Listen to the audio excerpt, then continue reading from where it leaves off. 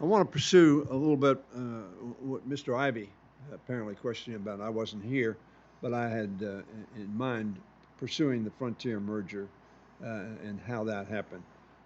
First of all, what was the factual basis? And I think Mr. Ivy started to answer this and didn't have time to finish it.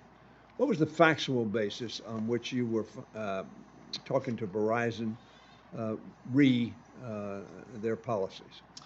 Well, the letter that we wrote to Verizon itself lists through some of the evidence that was available at the time, including referencing and linking to whistleblower documents. And more broadly, though, again, the FCC has a mandate to ensure in the first section of the Communications Act that these services are provided without discrimination. Similarly, the FCC has EEO rules on our books that talk about non-discrimination. And so all of that together was the basis initially. But again, what I've said across the board. When I asked you, I understand that language. What were the facts? Something motivated this, and that motivation went away as soon as Verizon settled with you on the DEI. Is that correct? Within 3 hours, the decision was made that the merger is okay. You apparently said it went through the regular process, but there was no vote in the FCC on that issue, was there? There was not a commission level vote, but the FCC has lots of precedents where we approve deals like this at what we call the bureau level. That, but there was no vote. There was no regular process in terms of the voting to approve a merger, a relatively large merger. 206. Right. I mean, I would say that it was not a vote, so I don't mean to dispute that at the commission level, but I would say it was regular process. In fact, we have lots of precedent, including under Democrat leadership. We have large deals, including Altice Cablevision, which was a $17 billion deal done at the bureau level. In fact, one of the prior Verizon Frontier deals. During the 3 hours between the time that Verizon decided to settle and the decision being made by you, is there any discussion with non-majority members? The practice of the commission was fairly standard. You'll get these, letters that come in, they get incorporated into the decision relatively quickly, and then it goes out the door. All that was fairly standard practice. Is it standard practice to go after? First of all, I don't think you've told me the factual basis of your actions that were purportedly directed at Verizon for their practices on DEI. Is that correct or incorrect?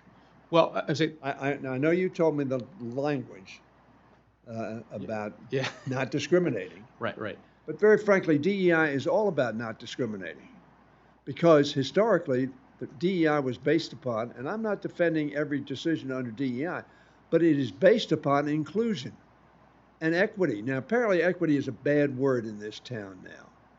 And that somehow applies that you're fair to everybody, even if they're women or they're blacks or something like that, you're fair to them. And you want to make sure that we include America in our processes. That did not happen for a very long time in this country, period. This administration is doing everything it possibly can, not only in the government side, but on the private sector side of telling what they ought to do. Telling them that they ought not to have a program of making sure they have diversity and therefore representation of all segments of the community, or equity. Apparently they don't have to be fair. And certainly inclusion, that's terrible. One nation, indivisible. That's about inclusion. So what I'm asking you, why should the government, through the FCC, pressure Verizon to do away with a policy they may well think is in its best interest and its customers' best interest? Well, I think whether you look at the Communications Act or the See my point? I hear you. Whether you look at the Communications Act or the EEO rules, they speak in terms of non-discrimination. And if you look back at one of the last deals the FCC did, or one of the first deals the last FCC did under the Democrat administration, was a Verizon deal. And in that decisional document that the Democrat-led commission voted on, they specifically obtained commitments from Verizon to extend and expand DEI.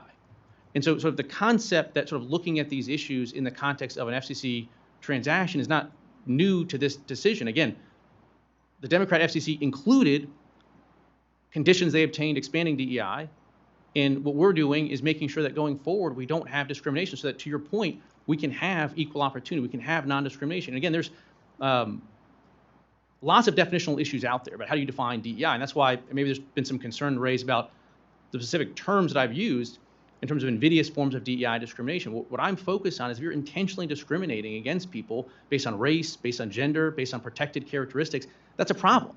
It's a problem under our civil rights law. The Supreme Court increasingly has been making that clear, and it's a problem under the Communications Act and the FCC's rules as well. And so that's what I'm targeting. If there's, other non-discrimination practices that people are putting under umbrella terms, like, okay, that's fine. But what we're focused on is intentional discrimination based on race and gender or protected characteristics. Well, I Sure. think, I'm sorry. am I done? Yeah. Well, I'm sure Mr. Ivy will follow up because he's been chomping at the bit to get back to Right, this. well, I'm glad to yield to Thank you, Mr. Mr. Chair. Ivy But with I no know the other time side. that I have left to Somebody yield. else chopped on a bit over there too, so.